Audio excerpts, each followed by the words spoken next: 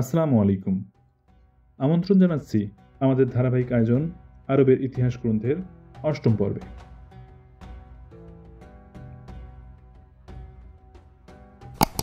শুরু করছি professor P K হেট্রির the history of the Arabs অবলম্বনে খন্দকার মাসুদুল হাসান অনুদিত আরবের ইতিহাস বইটির অষ্টম পর্বে। মিশরে শিয়া খেলাফত, সূচনায় ফাতিমীয়। 909 খ্রিস্টাব্দে তিউনিসিয়ায় প্রতিষ্ঠিত ফাতিমীয় সাম্রাজ্যই প্রধান শিয়া সাম্রাজ্য। বাগদাদে আব্বাসীয়দের ধর্মীয় নেতৃত্বের বিরুদ্ধে প্রতিরোধ গড়ে তুলতেই এই সাম্রাজ্য প্রতিষ্ঠা করা হয়। ফাতিমীয় সাম্রাজ্যের প্রতিষ্ঠাতা সাইদ ইবনে হুসাইন, ইনি সম্ভবত ইসমাইলি সম্প্রদায়ের দ্বিতীয় প্রতিষ্ঠাতা, পারস্যের অধিবাসী আবদুল্লাহ ইবনে মাইমুনের বংশধর। সাইদের সাফল্যের মূলে রয়েছে ইসমাইলি গোষ্ঠীর সুপরিকল্পিত প্রচার। এর আগে একই রকম প্রচার আর একবারই হয়েছিল এবং এর ফলে উমাইয়া সাম্রাজ্য ভেঙে যায়। সাইদের এই প্রচারাভিযানের প্রধান দায়ী ছিলেন অর্থাৎ প্রচারক ছিলেন আল ইয়েমেনে অবস্থিত সানার বাসিন্দা আবু আবদুল্লাহ আল হুসাইন আল শাই। নবম শতাব্দীর শেষের দিকে তিনি নিজেকে মাহাদির অগ্রদূত হিসেবে প্রতিষ্ঠিত করেন এবং উত্তর আফ্রিকার বারবার, বিশেষ করে কিতামা উপজাতিদের মধ্যে বিদ্রোহের বীজ বপন করেন। মক্কায় তীর্থযাত্রার সময় তিনি এই উপজাতির মানুষের সঙ্গে ঘনিষ্ঠতা বাড়ান। তখন ইফ্রিকিয়া শাসন করতেন আগলাবীয়রা। সাইদের পরিচয়ের ব্যাপারে মুসলিম ঐতিহাসিকদের দ্বিমত রয়েছে।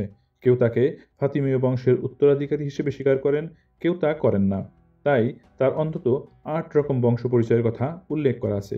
কেউ কেউ আবার তাকে ইহুদির পুত্রও বলেছেন। তার পরিচয় সম্পর্কে যারা নিঃসন্দেহ তাদের মধ্যে উল্লেখযোগ্য হলেন ইবনে আল আসির, ইবনে খালদুন এবং আল মাকরিজি।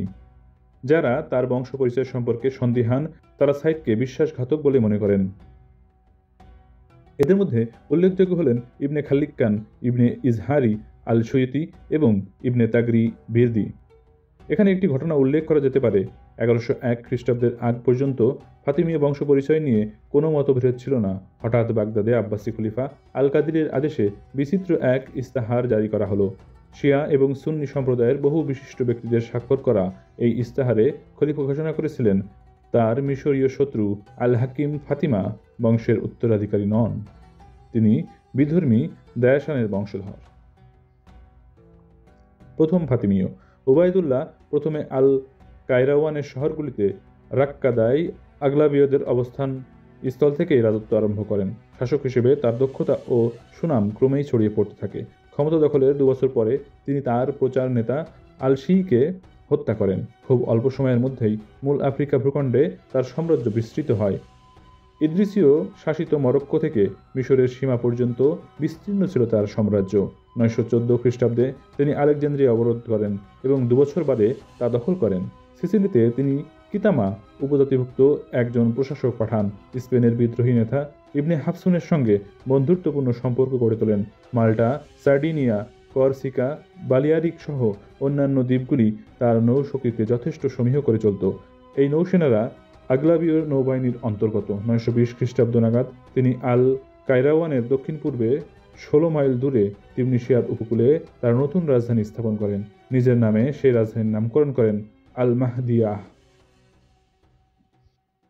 ওবায়দুল্লাহর বংশধরেরা তার আগ্রাসন ও সাম্রাজ্য বিস্তারের নীতি মেনে চলেন। তার পুত্র আবু আল কাসিম মুহাম্মদ আল কাইম 934 থেকে 935 খ্রিস্টাব্দে ফ্রান্সের দক্ষিণ উপকূলবর্তী অঞ্চল আক্রমণ করেন। তার সেনাবাহিনী জেনোয়া এবং ক্যালব্রিয়া দখল করে সেখান থেকে কৃতদাস ও অনেক মূল্যবান সামগ্রী লুট করে নিয়ে আসে। তবে এতে কেবল লুটতরাজি হয়েছে, স্থায়ীভাবে সাম্রাজ্য বিস্তারের কাজ হয়নি। 969 খ্রিস্টাব্দে ইকসিদি শাসকদের পরাস্ত করে মিশর দখল করে ফাতিমীয়রা। কায়রো বন্দর মক্স এ ফাতিমীয় নৌসেনারা তাদের সামরিক ঘাঁটি তৈরি করেন। এরপর কায়রো বন্দর তৈরি হয় বুলাকে। মিশর অভিযানের নায়ক ছিলেন জওহর আল সিকিল্লি, এর অপর নাম আল রুমি। খ্রিস্টানজাত জওহরের জন্ম বাইজেন্টাইন প্রদেশে, সম্ভবত সিসিলিতে।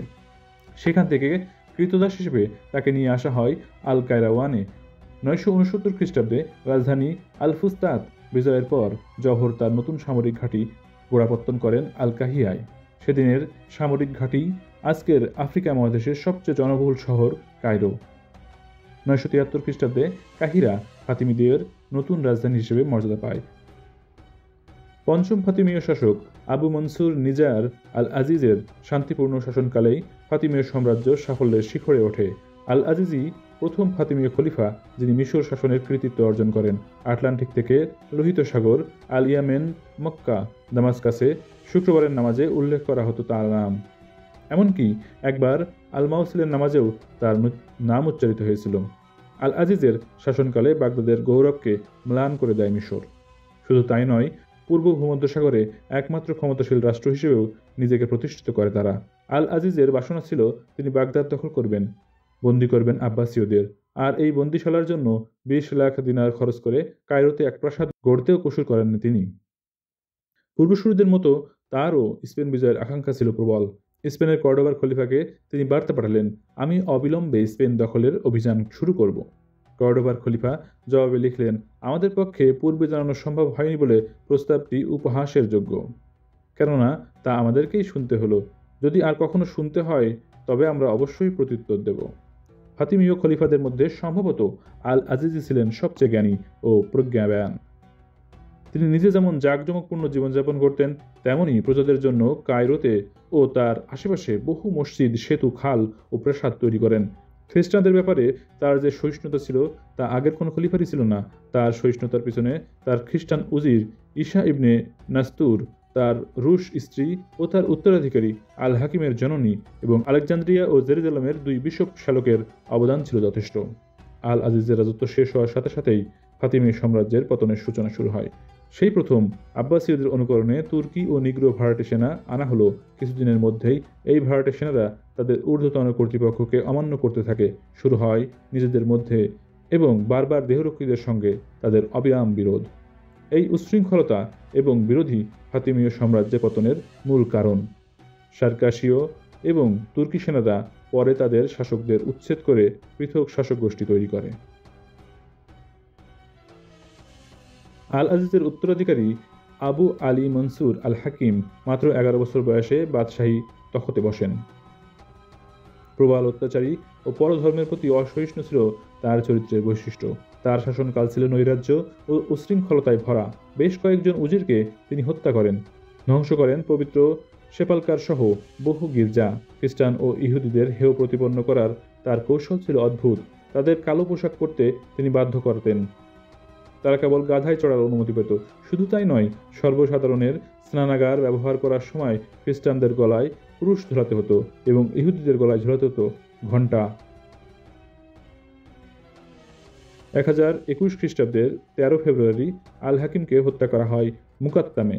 শোনা যায় তার বোন সিত আল মুলুক তাকে হত্যার ষড়যন্ত্রের নায়িকা ছিলেন। খলিফা যাকে অসচ্চরিত্রা বলে অভিযোগ করেছিলেন। আল হাকিমের মৃত্যুর পর অপরিণত মন ও বয়সের কিশোর ও যুবাদের খলিফার পদে বসানো হতো। প্রকৃত ক্ষমতা উজিরদের কক্ষিগত ছিল। উজিররা পরে মালিক রাজ উপাধি লাভ করে। আল জাহির মাত্র 16 বছর বয়সে খলিফা হন। অষ্টম কনস্ট্যান্টাইনের সঙ্গে এক সমঝোতা হয় আল জাহিরের। কনস্ট্যান্টাইনের রাজত্বের যত মসজিদ আছে তাতে আল জাহিরের নাম উল্লেখ এবং কনস্ট্যান্টিনোপেলের মসজিদটি রক্ষণাবেক্ষণ করা হবে। তার পরিবর্তে খলিফার নির্দেশে পুনর্নির্মাণ করা হবে ধ্বংস হয়ে যাওয়া পবিত্র সেপালকার। আল জাহিদের পর খলিফা হন তার 11 বছরের পুত্র মাআদ আল মুস্তানসির। তার প্রায় 60 বছরের শাসনকাল মুসলিম রাজত্বের ইতিহাসে দীর্ঘতম। তার শাসনের প্রথম পর্বে তার মা এবং এক ইহুদি আমলার হাতেই সর্বাধিক ক্ষমতা ছিল। এই ইহুদির কাছ থেকেই সুদানি কৃতদাসী হিসেবে তার মাতাকে কেনা হয়েছিল। এই সময়ে ফাতিমি সাম্রাজ্যের সীমানা সংকুচিত হতে হতে মিশর ও তার নিকটবর্তী কয়েকটি অঞ্চলে সীমাবদ্ধ হয়ে পড়েছিল। ফাতিমিদের আমলে সিরিয়া ছিল মিশরের সঙ্গেই যুক্ত, যদিও এই বন্ধন তেমন দৃঢ় ছিল না। কিন্তু 1043 খ্রিস্টাব্দের পর এই বন্ধন দ্রুত শিথিল হতে আরম্ভ করে। প্রকাশ্যেই বিদ্রোহ ঘোষণা করে প্যালেস্টাইন। পূর্ব দিক থেকে আসা প্রবল পরাক্রমশালী সালজুক তুর্কেমানদের রণহুঙ্কারে পশ্চিম এশিয়ার আকাশ বাতাস ছেয়ে আসে। ইতিমধ্যে ফাতিমিদের শাসিত আফ্রিকার প্রদেশগুলি তাদের খলিফার কর্তৃত্বকে অস্বীকার করতে শুরু করে। মিশরের অভ্যন্তরীণ অবস্থা ক্রমাগত খারাপ হতে থাকে। বিরোধ বাড়তে থাকে তুর্কি, বারবারি ও সুদানি সৈন্যদের মধ্যে। তাছাড়া 7 বছরের দীর্ঘ খরা দেশের আর্থিক সম্পদকে প্রায় শূন্যের ঘরে নিয়ে গিয়েছিল। দেশের এই অস্থির অবস্থায় বিভ্রান্ত খলিফা আক্কার সামরিক প্রধান বদর আল জামালি নামে এক আর্মেনীয়কে উজির ও সেনাপ্রধান পদে বসান। এই আর্মেনীয় আগে কৃতদাস ছিলেন। নতুন আমির আল জুইশের উৎসাহের অভাব ছিল না। অরাজকতা ও নৈরাজ্যের মধ্যে তিনি দক্ষতার সঙ্গে প্রশাসনিক কাজকর্ম চালান এবং ফাতিমীয় সাম্রাজ্যকে নবজীবনের আশ্বাস দেন। কিন্তু এই সাফল্য ছিল নেহাতি ক্ষণস্থায়ী। 1094 খ্রিস্টাব্দে বদরের মৃত্যুর পর তার পুত্র আল মালিক আল আফজাল এই পদে আসীন হন। কিন্তু পিতা-পুত্র দুজনে একান্ত প্রচেষ্টা সত্ত্বেও ফাতিমীয় সাম্রাজ্যের পতনকে আটকানো যায়নি। ফাতিমীয় সাম্রাজ্যের শেষ পর্বে কেবল উজিরদের মধ্যেই সংঘর্ষ চলত। সেনাবাহিনীদের মধ্যেও শুরু হয়ে যায় গোষ্ঠী রাজনীতি এবং এক একটি গোষ্ঠী বিভিন্ন সময়ে এক একজন উজিরের মদদ দিতে থাকে। আল মুস্তানসিরের মৃত্যুর পর তার কনিষ্ঠ পুত্র আল মুস্তা আলীকে রাজসিংহাসনে বসায় আল মালিক আল আফজাল। খলিফাকে নিজের আয়ত্তে রাখাই ছিল তার একমাত্র উদ্দেশ্য। আল মুস্তা আলীর পর তার 5 বছরের পুত্রকে আল আমির উপাধি দিয়ে সিংহাসনে বসান আল আফজাল। পরবর্তী খলিফা আল হাফিজের মৃত্যুর সময় ফাতিমীয় সাম্রাজ্যের অবস্থান এতই করুণ হয়েছিল যে তা কেবল রাজপ্রাসাদের মধ্যেই সীমাবদ্ধ ছিল বললেই চলে। তার পুত্র ও উত্তরাধিকারী আল জাফিরের তখন কম বয়স। তার তারুণ্য ও অনভিজ্ঞতার সুযোগ নিয়ে প্রকৃত ক্ষমতা দখল করে নেন কুর্দিশ উজির ইবনে আল সাল্লার। এই উজির আল মালিক আল আদিল নামে পরিচিত। 1153 খ্রিস্টাব্দে ইবনে আল সাল্লাহকে হত্যা করে তারই সম্পর্কিত পৌত্র নাসর ইবনে আব্বাস। এই হত্যাকারীর পিতাই ছিলেন ইবনে আল সাল্লারের উত্তরাধিকারী। নাসরকে খলিফা আল জাফির তার পিতাকে হত্যা করার পরামর্শ দেন, কিন্তু শেষ পর্যন্ত খলিফাকেই গোপনে হত্যা করা হয়। মিশরের ইতিহাসে এটি একটি জঘন্যতম অধ্যায়। খলিফার মৃত্যুর পরদিনই আব্বাস 4 বছরের খলিফা পুত্র আল ফাইজকে সিংহাসনে বসান। শিশু আল ফাইজের মৃত্যু হয় মাত্র 11 বছর বয়সে। তারপর তার 9 বছর বয়স্ক জ্ঞাতি ভাই আল আজিদ খলিফা হন। 250 বছরের বেশি সময় ধরে রাজত্ব করা ফাতিমীয় সাম্রাজ্যের চতুর্দশ ও শেষ খলিফা আল আজিদ। জনগণের অস্তিত্ব ছিল নিরাপত্তাহীন। বারংবার দুর্ভিক্ষ ও প্লেগের বিস্তার ঘটল। তার উপর খলিফা এবং তার সেনাবাহিনীর অফুরান চাহিদা মেটাতে সাধারণ মানুষের উপর করের দুর্বহ বোঝা চাপানো হয়। শুধু তাই নয়, কর আদায় করতে যথেষ্ট বল প্রয়োগ করা হতো। ধর্মযুদ্ধ ও জেরুজালেমের রাজা আমালরিকের ক্রমাগত আক্রমণ পরিস্থিতিকে আরও জটিল করে তোলে। 1167 খ্রিস্টাব্দে রাজা আমালরিকের কায়রোর দ্বারপ্রান্তে এসে পৌঁছান। শেষ পর্যন্ত 1171 খ্রিস্টাব্দে সালাহ আল-দিন শেষ ফাতেমীয় খলিফাকে ক্ষমতাচ্যুত করে ফাতিমীয় সাম্রাজ্যের কফিনে শেষ পেরেকটি ঠুকে দেন। ফাতেমীয়দের উচ্চ শ্রেণীর জীবনযাত্রা। ফাতিমীয় মিশরের স্বর্ণযুগের সূচনা হয় আল-মুইজের শাসনকালে এবং তা সাফল্যের শিখরে পৌঁছায় আল আজিজের আমলে। কিন্তু আল মুস্তানসিরের আমলেও মুসলিম রাষ্ট্রগুলির মধ্যে শীর্ষে ছিল মিশর। 1046 খ্রিস্টাব্দ থেকে 1049 খ্রিস্টাব্দ পর্যন্ত পারস্যের ইসমাইলি ধর্মপ্রচারক নাসির ই খুসরো মিশরে পৌঁছান।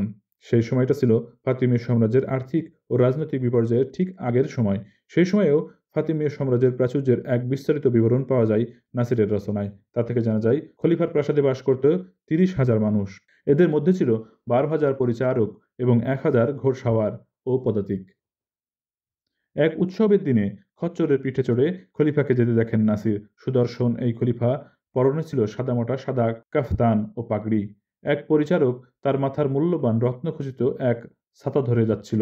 বিবরণীতে জানানো হয়েছে, নীলনদের কূলে রাখা ছিল 7টি যুদ্ধজাহাজ। প্রতিটির দৈর্ঘ্য ছিল 150 হাত এবং প্রস্থ 60 হাত। রাজধানীতে খলিফার 20,000 বাড়ি ছিল।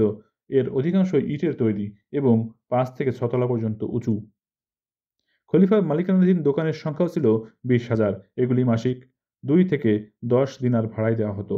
প্রধান সড়কগুলি ছিল আলোকোজ্জ্বল। জিনিস বিক্রি হতো নির্ধারিত মূল্যে। এই ব্যাপারে কেউ কারচুপি করলে তার শাস্তি ছিল অভিনব। উটের পিঠে চড়িয়ে ঘণ্টা বাজিয়ে তাকে শহর পরিক্রম করানো হতো। স্বর্ণকার বা মহাজনের দোকানেও তালা দেওয়া হতো না। আল ফুস্তাতে 7টি বিশাল মসজিদ ছিল। কায়রোতে ছিল 8টি। গোটা দেশে শান্তি ও সমৃদ্ধির পরিমণ্ডল দেখে নাসির মন্তব্য করেছিলেন, এখানকার অপরাণ সম্পদের পরিমাণ জানা আমার পক্ষে সম্ভব নয়, তবে মিশরের মতো সমৃদ্ধ দেশ আমি আর কোথাও দেখিনি। মিশরের খলিফাদের মধ্যে সবচেয়ে বিত্তশালী ছিলেন আল মুনতাসির। উত্তরাধিকার সূত্রে পাওয়া বিশাল ধনসম্পদ নিয়ে তিনি সুখ ও আড়ম্বরের জীবনযাপন করতেন। শোনা যায় নিজের রাজপ্রাসাদে কাবার অনুকরণে তিনি একটি বিশেষ অংশ তৈরি করেছিলেন। তিনি সুন্দরী গায়িকাদের সঙ্গীত সুধা এবং মদ্যপান করতেন সেখানে বসে। তিনি বলেছিলেন, কালো পাথরের দিকে তাকিয়ে মুয়াজ্জিনের গুনগুন শব্দ শোনা অশুদ্ধ জলপান করা থেকে অনেক সুখের। নাউজুবিল্লাহ। আল মাকরিজি এই খলিফার সম্পদের যে তালিকা পেশ করেছিলেন তাতে বহু মূল্যবান জিনিসের কথা বলা হয়েছে, যেমন দুর্লভ রত্ন, স্ফটিকের পাত্র, সোনায় চড়ানো পাত্র, হাতির দাঁত বা আবলুস কাঠের দোয়াত, হলুদ রাঙা স্ফটিক পেয়ালা, শিশিতে রাখা কস্তুরি, ইস্পাত দিয়ে বাঁধানো আয়না, সোনা ও রূপোর বাট দেওয়া যষ্টি, সোনা ও রূপোর ঘুঁটিসহ দাবার ছক, রত্নখচিত ছুরি ও তলোয়ার এবং দাবিক ও দামেস্কাসে তৈরি অপূর্ব কারুকার্য করা বস্ত্র। বহু অমূল্য শিল্প সামগ্রী তুর্কি সেনাদের মধ্যে বিলিয়ে দেওয়া হয়েছিল। এই অপচয় এবং লাগাম ছাড়া বিলাসের মূল্য খলিফাকে দিতে হয়েছিল পরবর্তী জীবনে। একদিন যিনি আমোদ প্রমোদের জন্য দুহাতে খরচ করেছেন 1070 খ্রিস্টাব্দে, তাকেই স্ত্রী ও কন্যাদের অনাহারের হাত থেকে বাঁচাতে বাগদাদে পাঠিয়ে দিতে হয়।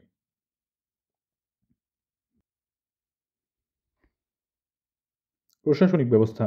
রাষ্ট্র পরিচালনার ক্ষেত্রে ফাতিমীয়রা আব্বাসীয় অথবা আরও আগে পারস্যের শাসন ব্যবস্থাকেই অনুসরণ করত। সরকারি চাকরি প্রার্থীদের জন্য একটি নির্দেশবলী তৈরি করেছিলেন আল কালকাসান্দি নামে এক মিশরীয়। এতে ফাতিমীয়দের সামরিক ও প্রশাসনিক ব্যবস্থার এক চিত্র পাওয়া যায়। সেনাবাহিনীতে 3টি প্রধান পদ ছিল আমির। এরা সর্বোচ্চ সামরিক অধিকারের সঙ্গে সঙ্গে খলিফার দেহরক্ষীও ছিল। 2. রক্ষী বাহিনীর আধিকারিক। এদের এখতিয়ারে থাকতেন শিক্ষক এবং খোজা। আর 3 নম্বরে হচ্ছে বিভিন্ন বাহিনীর প্রধানরা। এই বাহিনীগুলির নামকরণ হতো বিশেষ বিশেষ জাতি কিংবা বিশেষ কোনো খলিফা বা উজিরের নামে, যেমন হাফিজিয়া, জুয়ুশিয়া, সুদানিয়া ইত্যাদি। উজিরদের মধ্যেও ছিল বিভিন্ন পদ।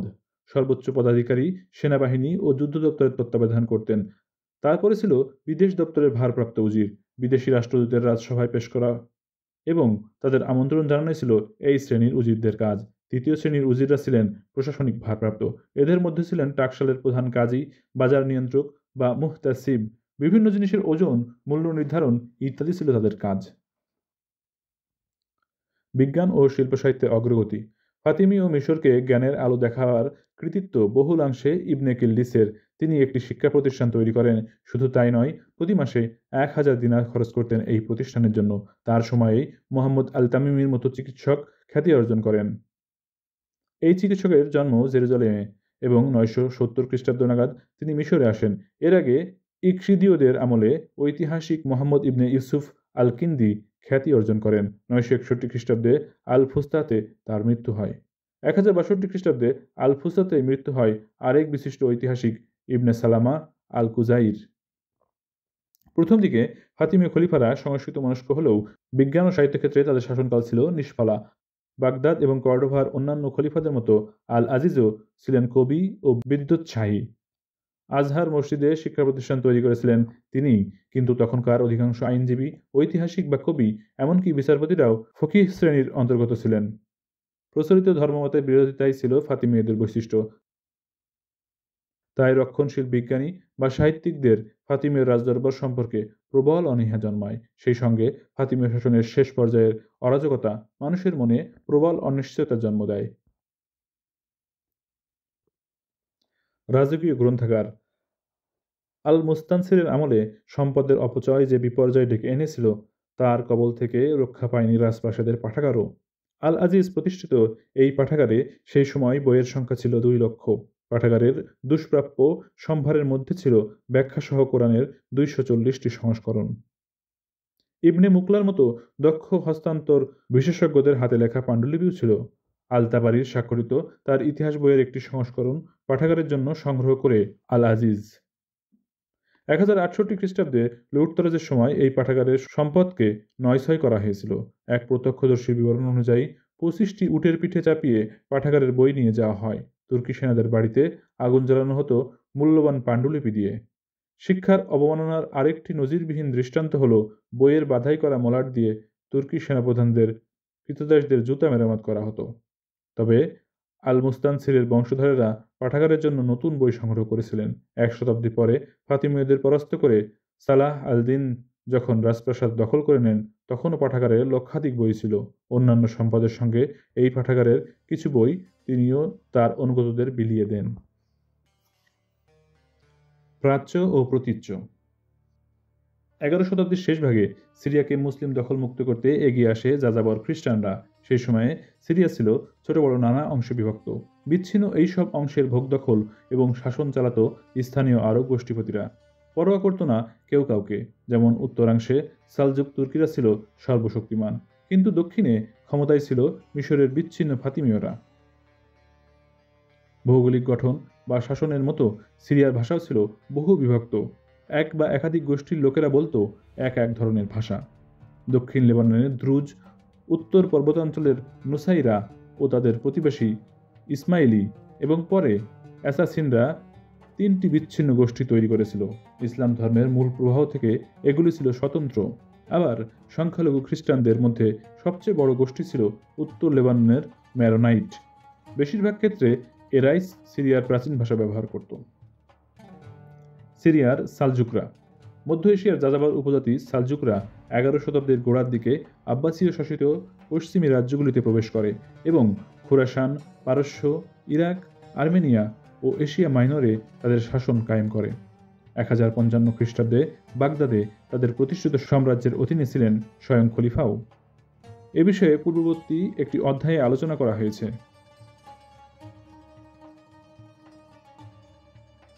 সিরিয়ার প্রায় প্রতিটি শহরেই সেই সময় একজন সালজুক বা আরব শাসকের অধীনে ছিল। 1089 খ্রিস্টাব্দের পরে শিয়া সম্প্রদায়ভুক্ত বানু আম্মার এর নেতৃত্বে স্বাধীনতা লাভ করেছিল ত্রিপলি। 1081 খ্রিস্টাব্দের পর সেজার অধিকার করেন বানু মুনকিজ। উপকূল এবং উত্তর সীমান্তে বাইজেন্টিয়ানদের আক্রমণ চলত অনবরত। জিতলে দখল হতো কোনো শহর বা জনপদ, আর হারলে হাতছাড়া হতেও দেরি হতো না এইসব এলাকা। সিরিয়ায় সালজুকদের প্রথম দলটি আসে 1070 খ্রিস্টাব্দের কিছু আগে। সুলতান আলপ আরমলান সেই বছর আলেপ্পোর আরব যুবরাজকে তার অধীনে আনেন। তার সেনাপ্রধান আতশিজ জেরুজালেমে প্রবেশ করে ফাতিমীয় শাসকদের হাত থেকে প্যালেস্টাইন দখল করেন। ফাতিমীয়রা চলতে প্রচলিত ধর্মমতের তোয়াক্কা না করে গোড়া সুন্নি মুসলিম হিসেবে সালজুকরা তা আদৌ সুনজরে দেখত না। তাই ফাতিমীয়দের ধ্বংস করাকে তারা তাদের কর্তব্য মনে করত। 5 বছর বাদে ফাতিমীয়দের পরাস্ত করে দামাস্কাস অধিকার করে আতশিজ। 1098 খ্রিস্টাব্দের মধ্যেই অবশ্য জেরুজালেম আবার ফাতিমীয়দের দখলে চলে আসে। এই বছরেই ফাতিমীয় সেনারা হস্তচ্যুত উপকূলীয় শহরগুলি ফের দখল করে। এই শহরের মধ্যে ছিল আসকালান, আক্কা, টায়ার ও উত্তরের জুবায়েল। আলপের পুত্র তুতুসি প্রকৃতপক্ষে সিরিয়ায় সালজুক রাজ পরিবারের প্রতিষ্ঠাতা। 1094 খ্রিস্টাব্দের বসন্তকালের মধ্যে তিনি খুরাসান ছাড়াও আলেপ্পো, আল-রুভা, আল-মাউসিলের উপর তার কর্তৃত্ব প্রতিষ্ঠা করেন, কিন্তু তার পরের বছরই যুদ্ধে তার মৃত্যু হয়। তারপরই তার দুই পুত্র রিজওয়ান ও দুকাকায়ের মধ্যে রাজ্যপটের দখল নিয়ে বিরোধ বাধে। এই বিরোধের ফলে তুতুসের কষ্ট অর্জিত সিরিয়া ভেঙে টুকরো টুকরো হয়ে যায়। রিজওয়ানের রাজধানী ছিল আলেপ্পো। তার শাসনকাল বিস্তৃত ছিল 1095 থেকে 1113 খ্রিস্টাব্দ পর্যন্ত। আর দুকাকের রাজধানী ছিল দামাস্কাস। তার শাসনকাল ছিল 1095 থেকে 1004 খ্রিস্টাব্দ পর্যন্ত। তাদের শাসনকালের অন্যতম গুরুত্বপূর্ণ ঘটনাটি ছিল পরস্পরের মধ্যে বিরোধ, যার সূত্রপাত ঘটেছিল 1096 খ্রিস্টাব্দে। সঠিকভাবে বিচার করতে গেলে মধ্যযুগে প্রাচ্য ও প্রাচ্যের মধ্যে দীর্ঘ সংঘাতকেই ধর্মযুদ্ধ বলা যেতে পারে। ধর্মযুদ্ধের সূচনা হয়েছিল প্রাচীনকালে ট্রয় ও পারস্যের যুদ্ধগুলির মাধ্যমে, আর আধুনিক যুগে সাম্রাজ্যবাদী পশ্চিম ইউরোপের সম্প্রসারণই ছিল এই যুদ্ধের অন্তিম পর্ব। প্রাচ্য ও প্রতীচ্যের মধ্যে ভৌগোলিক পার্থক্যের ফলে দুই অঞ্চলের মধ্যে ধর্ম, জাতি এবং ভাষাগত পার্থক্য গড়ে উঠেছিল। আরও স্পষ্ট করে বলতে গেলে মুসলিম এশিয়ার বিরুদ্ধে খ্রিস্টান ইউরোপের প্রতিক্রিয়ায় প্রতিফলিত হয় ধর্মযুদ্ধের মাধ্যমে। 632 খ্রিস্টাব্দে শুরু হওয়া এই সংঘর্ষ কেবল সিরিয়া ও এশিয়া মাইনরেই সীমাবদ্ধ ছিল না, স্পেন ও সিসিলিতেও তার বিস্তার ঘটেছিল। আরেকটি কারণ ছিল টিউটনিক উপজাতিদের পরিযায়ী এবং যুদ্ধপ্রবণ মানসিকতা। ইতিহাসে তাদের অভ্যুত্থানের পরে টিউটনিক উপজাতিরা ইউরোপের মানচিত্রই বদলে দেয়।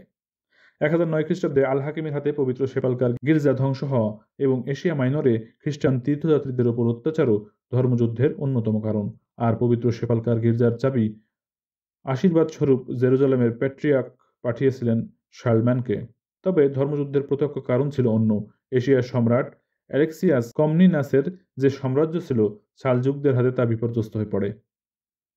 মারমোরাক উপকূল পর্যন্ত সালজুকরা হামলা চালায়, এমনকি কনস্টান্টিনোপলকেও হুমকি দেয়। এই অবস্থায় 1095 খ্রিস্টাব্দে সম্রাট অ্যালেক্সিয়াস কমনিনাস দ্বিতীয় আরবানের কাছে সাহায্য আবেদন জানায়। এই আবেদনই শেষ পর্যন্ত ধর্মযুদ্ধের প্রধান কারণ হয়ে দাঁড়ায়। পোপ সম্ভবত ভেবেছিলেন এই আবেদনের মাধ্যমে গ্রিক ও রোমান গির্জাকে ঐক্যবদ্ধ করার সুযোগ চাওয়া হচ্ছে। 1009 খ্রিস্টাব্দ থেকে 1054 খ্রিস্টাব্দের মধ্যে এই দুই গির্জার মধ্যে মতানৈক্য ঘটে বিস্তর। 1095 খ্রিস্টাব্দের 26 নভেম্বর দক্ষিণ পূর্ব ফ্রান্সের ক্লেরমোতে পোপ দ্বিতীয় আরবান যে ভাষণ দেন তার প্রভাব ছিল সুদূর প্রসারী। এত ফলপ্রসূ আবেদনের কথা ইতিহাসে কমই দেখা গেছে। ধর্মপ্রাণ খ্রিস্টানদের উদ্দেশ্যে তিনি বলেন, পবিত্র সমাধিস্তম্ভের দিকে অগ্রসর হও, পাপীদের হাত থেকে তা ছিনিয়ে নিয়ে তা অধিকার করো, ঈশ্বর তাই চান। পোপের এই আবেদন সর্বত্রই খ্রিস্টানদের আবেগে নাড়া দেয়। 1097 সালের বসন্তকালের মধ্যে পোপের ডাকে সাড়া দিয়ে 1.5 লক্ষ মানুষ কনস্ট্যান্টিনোপলে সমবেত হন। এদের মধ্যে অধিকাংশই ফ্রান্স এবং নরম্যান সমাজের নিম্ন শ্রেণীর মানুষও কিছু ছিলেন। এইভাবে সূচনা হয় প্রথম ধর্মযুদ্ধের। ক্রুশই ছিল এই ধর্মযুদ্ধের অভিজ্ঞান। তবে সকলেই যে ধর্মীয় আবেগ থেকে বা ধর্মরক্ষার তাগিদে এগিয়ে এসেছিল তা নয়। বোহেমন সহ বহু নেতা তাদের কর্তৃত্ব প্রতিষ্ঠার অভিপ্রায়ে যুদ্ধ যোগ দেন। পিসা, ভেনিস ও জেনোয়ার বণিকদের ছিল বাণিজ্যিক স্বার্থ। ধর্মপ্রাণ মানুষ ছাড়াও আবেগপ্রবণ, দুঃসাহসিক এবং উচ্ছৃঙ্খল জনতার জন্য এই যুদ্ধ ছিল একটি নতুন সমাবেশ স্থল। অনেক অপরাধী আবার এই যুদ্ধে যোগ দিয়ে প্রায়শ্চিত্ত করতে চেয়েছিল। আর্থসামাজিক দুর্দশায় বিপর্যস্ত ফ্রান্স, লরেন, ইতালি ও সিসিলির জনসাধারণ এই ধর্মযুদ্ধে যোগ দেন আত্মরক্ষার তাগিদেই, আত্মহতির মহান ব্রতে নয়। সাধারণভাবে ধর্মযুদ্ধের সংখ্যার যে হিসেব দেওয়া হয় তা খুব গ্রহণযোগ্য নয়। এই হিসাব অনুযায়ী 7 থেকে 9টি ধর্মযুদ্ধ হয়েছিল।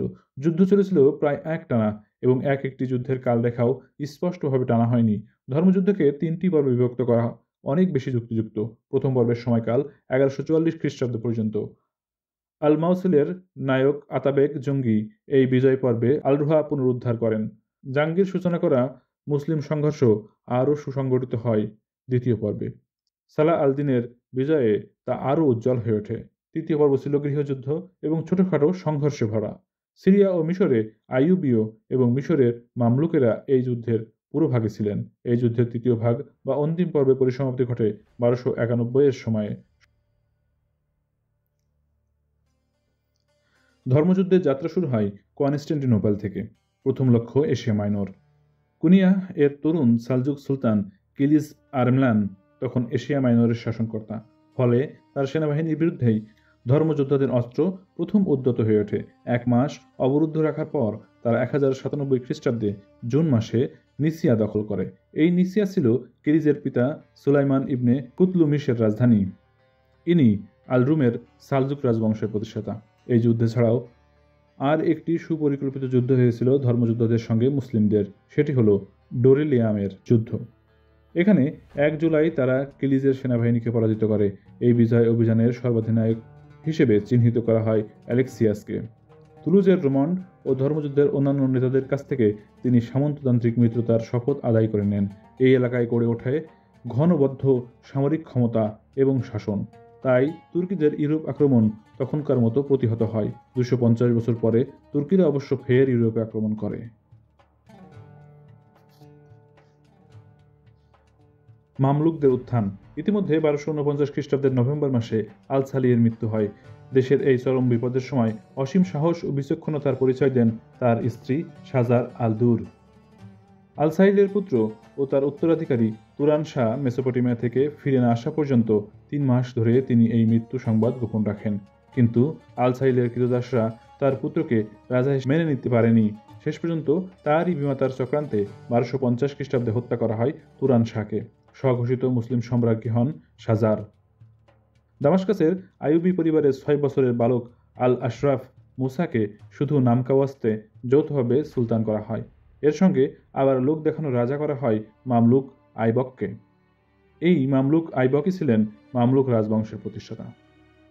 রাজনীতির এই পালাবদলের সঙ্গে সঙ্গে 1 মাসের বন্দিদশার পর রাজা লুই এবং তার সঙ্গীদের মুক্তি দেওয়া হয়।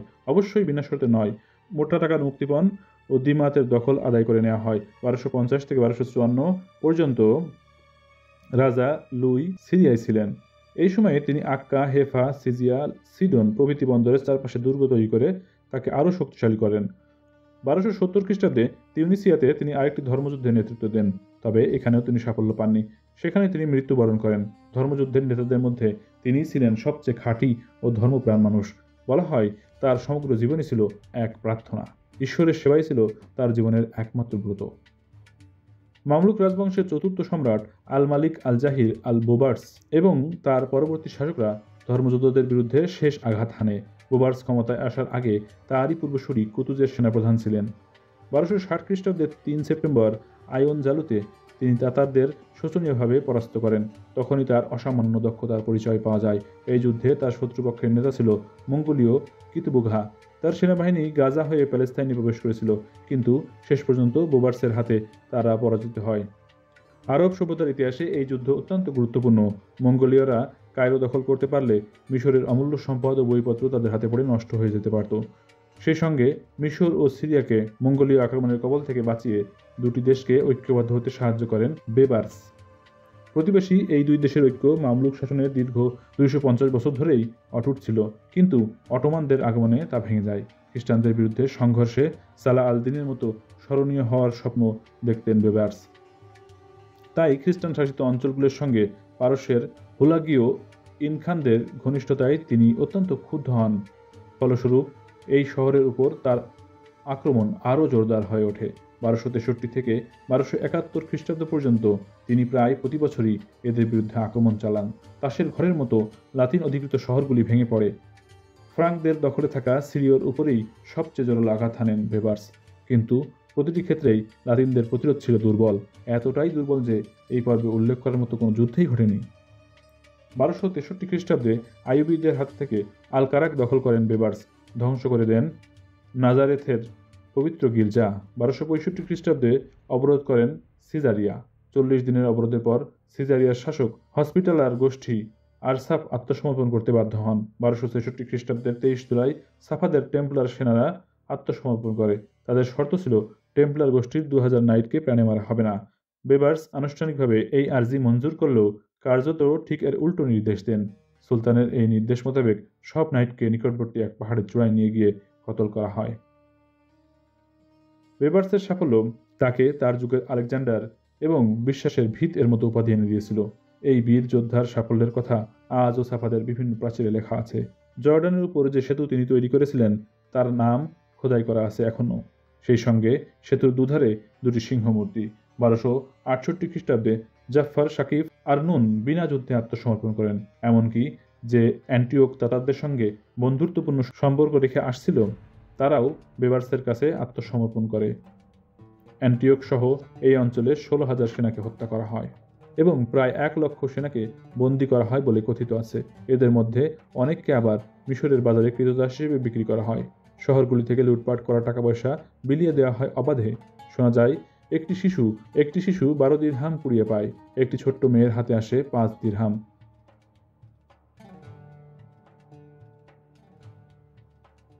আইয়ুবীয়দের অবদান।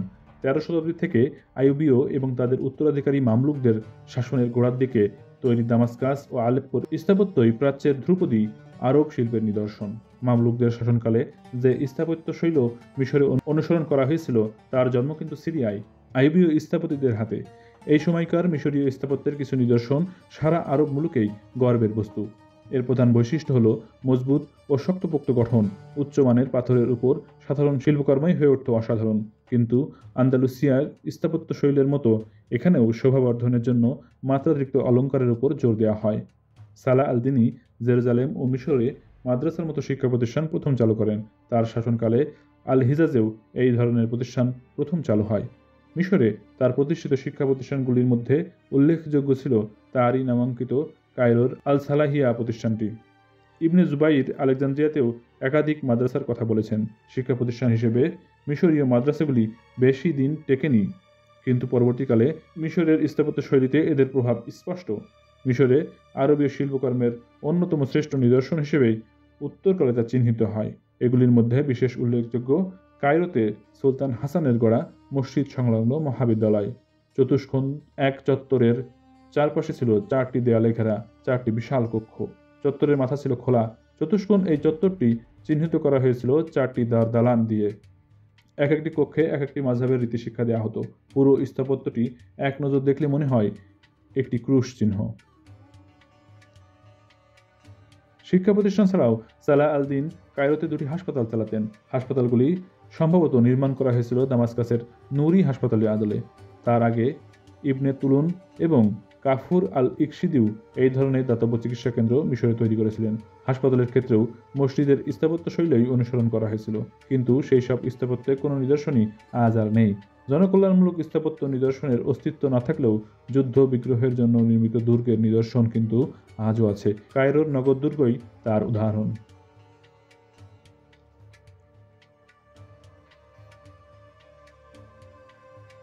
কম্পাসের আবিষ্কার। ধর্মযুদ্ধ পর্বে জলপথ পরিবহনের এক গুরুত্বপূর্ণ অবদান হল দিক নির্ণয় যন্ত্র।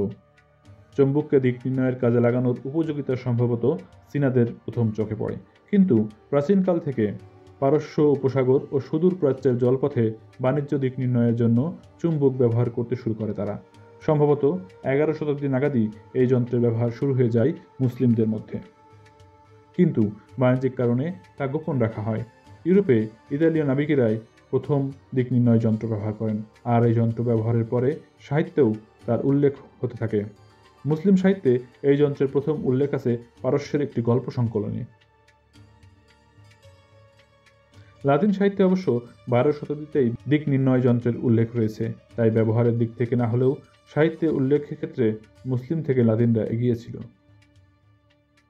বাণিজ্য ক্ষেত্রে অবদান। প্রাচ্যের কৃষিপণ্য এবং শিল্পজাত দ্রব্যের চাহিদা ইউরোপের বাজারে ক্রমশই বাড়ছিল, আর সেই সঙ্গে সঙ্গে বাড়ছিল তীর্থযাত্রী ও ধর্মযোদ্ধাদের পরিবহনের প্রয়োজনীয়তা। তাই জল পরিবহন এবং আন্তর্জাতিক বাণিজ্যের সমৃদ্ধি পেতে আরও সময় লাগে। রোমান যুগের পর আন্তর্জাতিক বাণিজ্য এত সুদিনের মুখ আর দেখেনি। বন্দর হিসেবে এবং বাণিজ্যিক মুনাফার অঙ্কে ইতালির অন্যান্য নগররাষ্ট্রগুলিকে পিছনে ফেলে দেয় মার্সেইল। এই পরিবর্তিত পরিস্থিতিতে প্রাচ্য থেকে আরও বেশি পণ্য সরবরাহ এবং দ্রুত আরও বেশি টাকার প্রয়োজন হয়ে পড়ল। ফেরত মালের জন্য বিক্রেতারা ঋণ দিতে সম্মত হলো। জেনোয়া এবং পিয়াস মহাজনদের সংস্থা গড়ে উঠল। লেভেন্টেও এর শাখা ছিল। টেম্পলেররা হুন্ডি ব্যবহার করা আরম্ভ করলো। টাকা জমা রাখার সঙ্গে সঙ্গে তারা সুদে টাকা ধার দিতে লাগলো। লাতিনদের আবিষ্কৃত প্রাচীনতম আরবীয় স্বর্ণমুদ্রা ছিল বাইজেন্টেনিয়াস সারাসিনের। প্যালেস্টাইন মাটিতে ভেনিয়াসের হাতে তৈরি এই স্বর্ণমুদ্রার উপর আরবি লেখা খোদাই করা থাকত। বাণিজ্যিক দূতাবাসগুলি এরপরই সক্রিয় ভূমিকা পালন করতে শুরু করে। প্রাথমিকভাবে নিছক বাণিজ্যিক ক্ষেত্রেই তাদের কাজকর্ম সীমাবদ্ধ ছিল, কূটনীতির সঙ্গে বিশেষ সম্পর্ক ছিল না। আরবের ইতিহাসে প্রথম বাণিজ্যিক দূতাবাস ছিল জেনোয়া। 1180 খ্রিস্টাব্দের আক্কায় এই দূতাবাস প্রতিষ্ঠিত হয়। এরপর মিশরেও বাণিজ্যিক দূতাবাস গড়ে ওঠে।